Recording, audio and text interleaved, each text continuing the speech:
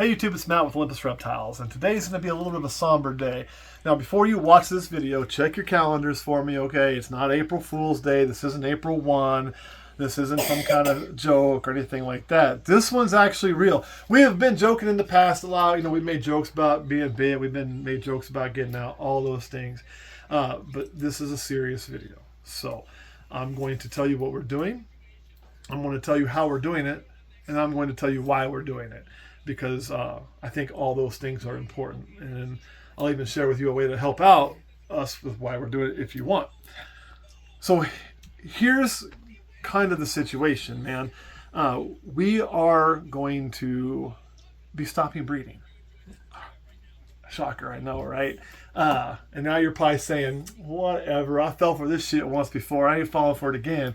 Man, this ain't a joke. And it's just due to some dynamics in the world that have happened that I'll explain in a minute.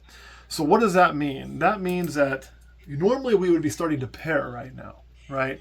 But with the life change that's happened, that was unplanned, we're not going to be pairing at all this year. This crop we're raising up now will be the last crop of babies that I will be doing for the foreseeable future. And we are going to sell off everything with Olympus. So how's that going to work? Well, if there's anybody that wants a whole enchilada, that would be preferred, you know, because of the simple fact that, you know, it all stays together. If somebody does that, they can have the name. If they want the name, they can change it. I don't give a shit. It's whatever you want to do. But then they can have the social media with it. They can have all that. We can help that transition. We can do all those things, you know. And if nobody's going to step up and buy the majority of it or all of it or whatever needs to be done, that's also the best monetary deal for somebody, by the way. Then we will piece this out, you know, mostly at shows and whatnot, and just take and sell every baby, every adult, everything. And then once that's done, we'll start to part with the equipment, and then we'll also part with the rodents and the rodent equipment. When I say the whole enchilada, that would come with all the equipment and all of that. There will be a handful of things not included in any of that. There's going to be some things near and dear to Kurt, some things near and dear to me that we'll each be keeping. There's going to be some things that Caleb's going to want to make sure that, because he's going to continue to breed, so he'll want to make sure and do. We'll work on that. And then y'all have also met Caden. We want to set Caden up to begin his breeding future. I'll also be helping him with that as he needs, and we're going to set him up well to have a really good start for helping us out with some things I just want to see come to fruition anyway. So that's going to be kind of how that's going to go. So how does this work? Somebody's maybe saying, well, how much do you want for the whole thing? I ain't going to tell you yet. Here's why. There is an order of operations on who we're going to offer things to. That order would be those of us involved here. If anybody wanted it, we would offer to one of our crew first. Obviously, after that, it would be offered to Patreon in its entirety. Those come first, and if not there, then it will go to the public. So there's going to be different tiers of that. Same thing with the animals when we sell them. If we don't sell it as one whole unit, we break things down by price. That will all be offered to Patreon first, and if not through Patreon, then it's going to be going to shows. Just like we always have. We're going to keep that value in there for that. So everything's going to go there first. We'll have probably some lives with them to really kind of talk about some of this and answer any questions and whatnot as well. So that's what's up. Now you're probably saying, why? Well, you know, I mean, it's a couple things, right? One, we've been doing this for about 13 years, give or take a couple years. And I know that because we're about to finish 2024, and I didn't buy the house I'm in until first day of 2015. So I'll have been in that house for 10 full years here in a few months. And I was buying snakes with Olympus and posting with Olympus and starting that journey before I ever bought that house by several years. So it's been probably 13 years, 12 to 15 is a safe bet. I'd have to go back and really look at what it's been. But that is kind of how long we've been at this. We've been at this a long time, you know, and we'll kind of cover another video on whether we hit our goals or not, or whether we're happy with how things went, where you'll hear from probably me and maybe Kurt a little bit, if I can get him to get on camera, about some of that. But, so it's been a long time we've been doing it. So we've got to live that life. We wanted to live with it, you know. But the simple fact is, it's twofold, right? Kurt's world's gotten a lot more busy. I mean, at that time he's gotten married. He's had 3 kids now.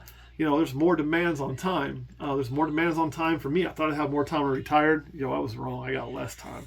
But that's really not the driving factor. The driving factor is my father-in-law had a very traumatic car accident. It's been about 3.5 weeks to a month ago now. I have to look at the exact date. And it's become very apparent that accident is going to be life-altering for him and my mother-in-law, which means it's also going to be life-altering for my wife. And right now, my wife is having to split time between here and in Kansas City to help care for her mother, and also to help deal with things with her dad, who hasn't been home since the accident. He suffered a spinal injury and had to be life flighted. Took an hour to extract him from the vehicle. Basically, they think he had a stroke while driving, and that stroke led to the accident where we just didn't stop at a stop sign, left the highway, went airborne, landed on this little gravel road, and then began to roll the car down an embankment into the woods. Made the news, whole 9 yards. You can go look it up if you want. And I have to put the needs of my family, meaning my wife, above what I want or what I want to do. And the simple solution is long term, because their health ain't going to get better. They're going to continue to need more and more and more, right? So the simple solution is long term to part with all of this, make a few modifications to this house, and then they're going to live in this house. So family has to come first. We have to move them in here, help take care of them, let my wife be close to her parents. And that wasn't, for the record, nobody pushed that on me. It wasn't my wife saying, so I don't want anybody to be like, my wife. Man, my wife didn't even ask me to do that. I decided that, because when you see somebody that you care about that much going through that and having to have that struggle, if I can make my wife's world better, I'm going to do that. Trust me, she puts up with a whole lot for me. This is something I owe that woman 100 times over. So anyway, that's why. That's the reasoning behind it. I expect her, and there'll be a GoFundMe, and we'll link that in here so you can see what I'm talking about. If you guys want to see this story, it's there. But he's probably going to be in the hospital, I'd guess, at least another month, for a total of about 2 months before he's able to ever go set foot back in his own house. We're going to have some mobility issues and some learning issues, I'm sure. We'll have to see how much that spine heals. He was still working full time. I think that's probably done. And so it's just going to be a matter of, as this continues to go downhill, and it does with age, it happens to all of us. If they're here, I know my wife feels better. I know she's happier. And you're going to say, well, how about you just let them live in your house? Yeah, well, kiss my rosy red ass on that, all right? You want your mother-in-law living with you? I don't think so. And I like my mother-in-law, and I like my father-in-law, but I don't mean I want them living with me, okay? Living by me and living my Everybody Loves Raymond life. If you've never seen the show, check it out. I think it's on Hulu. It's free. It's cheap. It's old.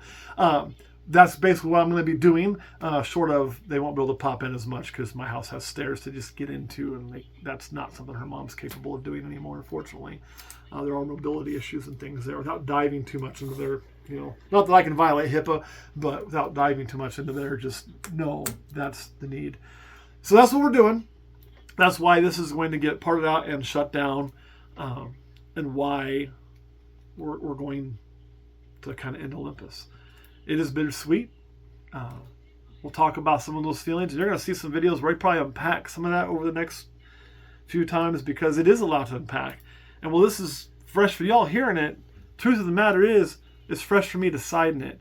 I mean, I didn't choose this day of the accident. This kind of came about after the accident happened, and my wife was there for 2 solid weeks. And then once she was back for just a little bit, I had her for 4 days before she was back in Kansas City for another week. It kind of came about during that, and then when she came back here, we discussed it and said, and she was surprised I was willing to do that, to be honest. But I do think it's the right decision. And I'll tell you guys a little secret in life, okay? It is the right decision. Here's why. No matter what you do in life, when you make a decision, just put your foot in the ground and make it. What I mean by put your foot in the ground and make is, you ever watch football, you know, the running back is giving his little shimmy shake. At some point, you got to plant a foot and make a cut. If you don't plant a foot and make a cut, and you just stand there shimmy shaking around, somebody's going to knock you down and you ain't going to gain nothing. So you got to eventually make that cut, right? Once you put your foot in the ground, you make that decision, it has to be the right one. You cannot spend time looking back and going, oh, if I'd have only done this, it would have worked this way. Or if I'd have just done this, it would have been this way. Or I should have done this instead. I'm never going to do that. I'm not going to look back and go, you know what, man, if I wouldn't have done that and I'd have just kept Olympus open, I'd be doing X, Y, and Z by now, or I'd be doing this by now. Because the truth of the matter is, once you make that decision and you go forward, that other avenue's dead anyway. You never know how that would have worked out. And you can think, oh, I think it would have done this in your head, but you don't know. I could think, oh, if I had just kept it, it would have done this. Or I could have had a house fire. You know, or maybe that's when I get bit by something. You don't know. So the point I'm making is, once I make this decision, this is just some advice I tell you in life from things I've been through. Once you make that decision, don't look back. It's the right decision. Because when you look back with that revisionist history, we always paint it in the light we think it would have been. But the truth is, we don't know. You make the best decision you can with the information you have at the time. And once you make it, you make it. It's done. It's over. It's there. You made the decision. You live with it. Don't worry about the rest. You can learn from things that happen. I'm not saying don't learn from your mistakes, but you can't spend time looking back going, oh, if I'd only. That's just some sad sack bullshit that ain't going to take you anywhere you want to go in life. So once you make it, own it. And that's it. Kurt, anything you want to add to that? No. Caleb, you're here. Anything you want to add? No, that was a really long no. So what we learned today is Kurt can come back no really quick. Caleb has to think about it before he says no and add stuff. All right, guys, we are going to swap over to Patreon and share a few things there. And then we're going to dip out of this, and you'll probably get a lot of sentimental crap over the next few weeks. So get ready to enjoy it. We'll catch y'all next time.